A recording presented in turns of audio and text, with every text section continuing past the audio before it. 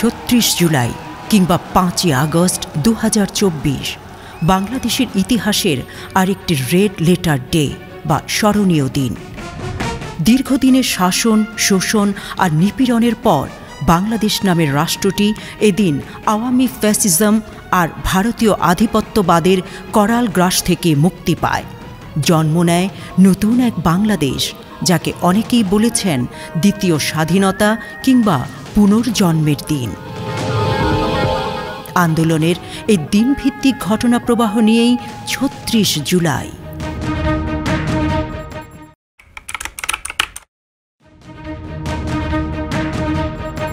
15ই জুলাই ছাত্রলীগের হামলার এবং 16ই জুলাই ঢাকা, চট্টগ্রাম ও রংপুরে আবু সাইদ সহ 6 জনের মৃত্যুর পরে শিক্ষার্থীরা প্রতিরোধ গড়ে তোলে এবং 17ই জুলাই সকালেই জানা যায় ক্যাম্পাসগুলোতে শিক্ষার্থীদের বিজয়ের খবর।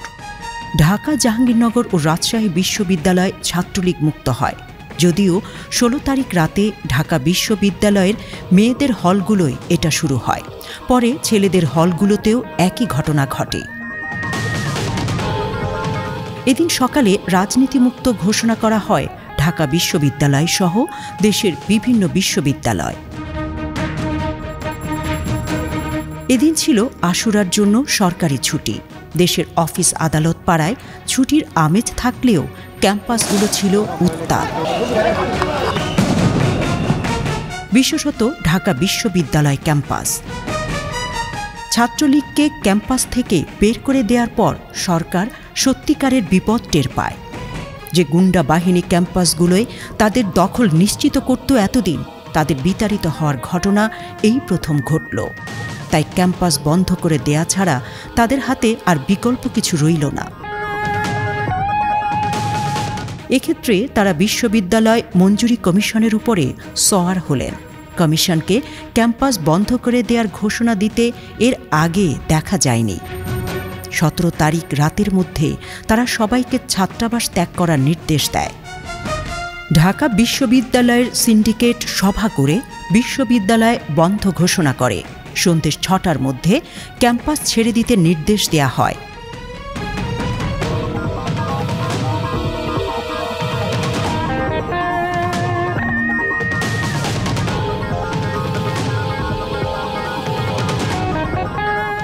সবাই আসলে আতঙ্কিত, এই জন্য আমরা হল ছাড়ার চেষ্টা করতেছি। উদ্বেগ, উৎকণ্ঠা, আতঙ্ক কাজ করছে। রুমে অনেক পোলাপানি নাই, খাবার দাবার, এই জন্য আর বাসা থেকে মনে করেন সবচেয়ে বেশি যেটা হলো টেনশন, ওই জন্যই।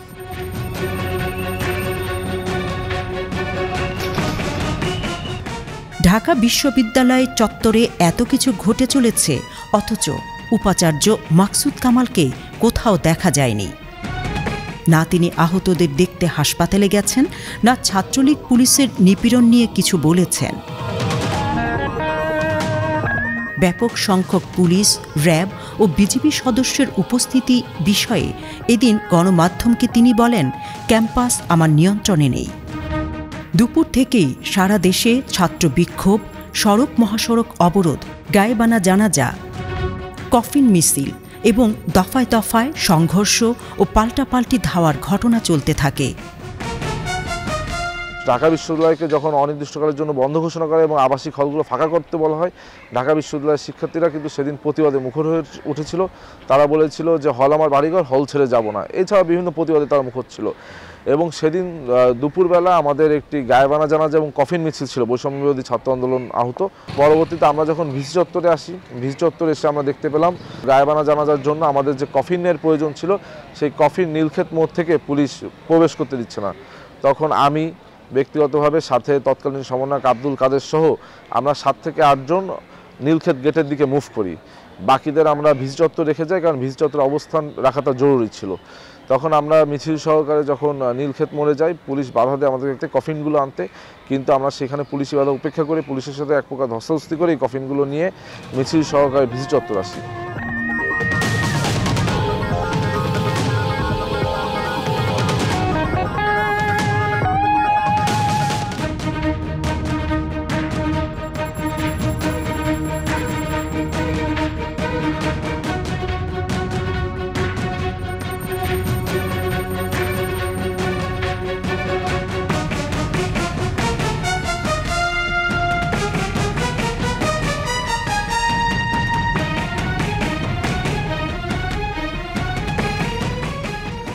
পরবর্তীতে আমরা যখন মিছিল সহকারে ভিসি চত্বরে আসার পর গায়েবানা জানাজা অনুষ্ঠিত হয়। ভিসি চত্বর থেকে আমরা যখন রাজু ভাস্কর্যের দিকে মিছিল নিয়ে আগত থাকলাম, পুলিশ অতর্কিতভাবে সেখান থেকে আমাদের উপর সাউন্ড গ্রেনেড এবং টিয়ার গ্যাস নিক্ষেপ করে। বন্ধ করে দেয়া হয় ব্রডব্যান্ড ইন্টারনেটও। বিএনপি ও সমমনা রাজনৈতিক দলগুলো বাইতুল মোকাররম মসজিদে আয়োজন করে গায়েবানা জানাজা। জানাজা শেষে বিএনপি সহ বিভিন্ন রাজনৈতিক দলের নেতাকর্মীরা সম্মিলিতভাবে মিছিল বের করলে তা ছত্রভঙ্গ করে দেয় পুলিশ। জানাজা শেষে বিএনপি মহাসচিব মির্জা ফখরুল সাংবাদিকদের বলেন, ককটেল, বোমা, লাঠি সোটা রেখে দিয়ে সেইখানে তারা আজকে ছবি তুলে আবার বিএনপিকে দোষারোপ করার চেষ্টা করছে। আমরা এই আন্দোলনের সঙ্গে কখনোই সরাসরি জড়িত নই। আমরা তাদেরকে নৈতিক সমর্থন দিয়েছি এবং সেই নৈতিক সমর্থন আমরা দিয়ে যাব, কারণ এটা আমরা মনে করি যে তাদের এই আন্দোলন যুক্তিসঙ্গত। এদিন সন্ধে 7:30টায় কালো শাড়ি পরে জাতির উদ্দেশ্যে ভাষণ দেন শেখ হাসিনা। এই ভাষণ ছিল অতীতে তার দেয়া ভাষণগুলোর তুলনায় খুবই স্বল্প সময়ের। 8 মিনিটের মতো এ ভাষণে তার চেহারা ছিল বিমর্ষ, ভীত। সেই ভাষণে তিনি তার আপনজন হারানোর বেদনাকে বড় করে তুললেও আগের দিন শিক্ষার্থীদের উপর পুলিশ, ছাত্রলীগ ও যুবলীগের ত্রিপক্ষীয় হামলায় নিহত ও আহতদের বিষয়ে তেমন কিছু না বলে উল্টো আন্দোলনের ফলে জনভোগান্তির অজুহাত তুলে ধরেন। তার বক্তব্যে বিশ্লেষণ করলে দেখা যায় তিনি তরুণ সমাজের স্বপ্নের ভবিষ্যৎ ও পেশাগত সুযোগের দাবির বিষয়টি সেদিনও অন্তরে ধারণ করেননি। দেশের চরম সংকটময় পরিস্থিতিতে তার এই ভাষণ শিক্ষার্থীদের আরও বিক্ষুব্ধ করে তোলে। দুপুর 2:30টা নাগাদ ডাস চত্বরের পাশে আক্তার হোসেন সহ 3 জন এসে অবস্থান নেন। পুলিশের পক্ষ থেকে তাদের চলে যেতে বলা হলে সেখানে তারা শুয়ে পড়েন।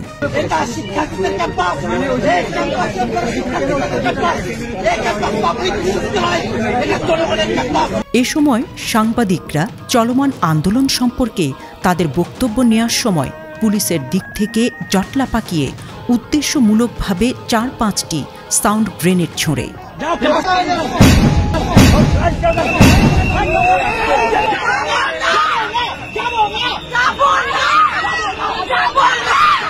এতে সবাই ছত্রভঙ্গ হয়ে গেলে আক্তার হোসেনকে আটক করে নিয়ে যায় পুলিশ।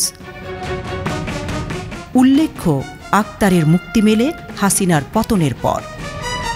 যখন গায়েবানা জানাজার নির্ধারিত সময় চলে এসেছে, ঠিক সেই সময়টাতে টিএসসি থেকে আমি রাজু ভাস্কর্যের পাদদেশে যাই।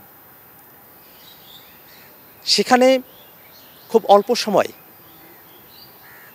অবস্থানের সময়ই পুলিশের তরফ থেকে এসে আমাকে টিএসসি থেকে সরে যেতে বলা হয়। আমি খুব দীপ্তকণ্ঠে তখন জানিয়েছিলাম যে ক্যাম্পাস আমাদের ক্যাম্পাস, এই ক্যাম্পাসে আমরা শিক্ষার্থীরা থাকব, এই ক্যাম্পাসকে আমরা পুলিশি ক্যাম্পাস হতে দেব না। আমি রাস্তায় শুয়ে প্রতিবাদ জানাই যে আমার মৃত্যু হতে পারে, আমার লাশ ক্যাম্পাস থেকে যেতে পারে, কিন্তু জীবিত অবস্থায় এই ন্যায্য দাবি সেটা আদায় না হওয়া পর্যন্ত সেই ন্যায্য দাবির পক্ষে কথা বলে আমরা ক্যাম্পাস ছেড়ে যাব না। ওই সময়টাতেই পুলিশ আরও নৃশংস হয়ে ওঠে। আমার পাশেই বিস্ফোরক দ্রব্যের বিস্ফোরণ ঘটানো হয়। ভয়ঙ্কর শব্দে যখন বিস্ফোরণ হলো, আমার খুব কাছাকাছি, আমি পরবর্তীতে শুনেছি একজন সাংবাদিকের পায়ে সে বিস্ফোরণের চোট লেগেছে, তিনি আহত হয়েছিলেন। আমরা দৃঢ়ভাবে ক্যাম্পাসে আমরা পড়েছিলাম। পুলিশ চারদিক থেকে ঘিরে 4 হাত পা মাথা ধরে চ্যাংদোলা করে আমাকে প্রিজন ভ্যানে উঠিয়ে ফেলে। এদিন বেলা 11টায় বিশ্ববিদ্যালয় শিক্ষক নেটওয়ার্ক অপরাজেয় বাংলার পাদদেশে একটি প্রতিবাদ সমাবেশ আয়োজন করে। হত্যাকাণ্ড ও হামলার বিচার চাই, নিপীড়নমুক্ত ক্যাম্পাস ও রাষ্ট্র চাই দাবি নিয়ে নিপীড়ন বিরোধী শিক্ষক সমাবেশ ব্যানার করা হয়, যাতে নেটওয়ার্কের বাইরের শিক্ষকরাও যুক্ত হন। ঢাকা বিশ্ববিদ্যালয়ের অধ্যাপক গীতিয়ারা নাসরিন প্রতিবাদ সমাবেশে সভাপ্রধানের দায়িত্ব পালন করেন। সমাবেশ থেকে গীতিয়ারা নাসরিন, নর্থ সাউথ বিশ্ববিদ্যালয়ের শিক্ষক নাভিন মুর্শিদ ও ঢাকা বিশ্ববিদ্যালয়ের শিক্ষক চৌধুরী সাইমা ফেরদৌসের বক্তব্য অনলাইনে ভাইরাল হয়। আজকে 17 জুলাই 2024, আজ এত বছর পরে শিক্ষার্থীদের উপরে নির্যাতন নেমে আসে। আজকে সাইদের মা বলে, তোরা আমার সাওয়াক চাকরি দিব না দে, কিন্তু মাল্লু কেন? স্টেজারে শুয়ে শিক্ষার্থী বলে আমাদের রাজাকার কেন বলা হলো? দেশের সর্বত্র বৈষম্য, শিক্ষার্থীদের জীবন অনিশ্চিত। এ সময়ে তারা কি শব্দ বলছেন সেই সব নিয়ে আপনারা বিবৃতি দেন যারা, আপনারা যারা তাদের ভাষা বোঝেন না, আপনারা যারা তাদের পালস বোঝেন না, আপনারা তো তাদের কষ্ট বোঝেনই না। সাধারণ মানুষ যখন হাহাকার করছে, যখন প্রতিদিন প্রতি রাতে দেশ লুট হয়ে যায়, শিক্ষার্থীরা তখন কি মনে করেন? শিক্ষার্থীরা 69-এর শামসুজ্জোহাকে মনে করেন, তার চেহারা মনে আসে। আপনাদের চেহারা কেন মনে আসে না বলেন?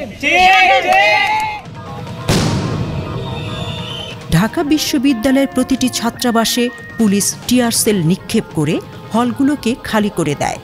অনেক শিক্ষার্থী হল ছাড়তে বাধ্য হয়।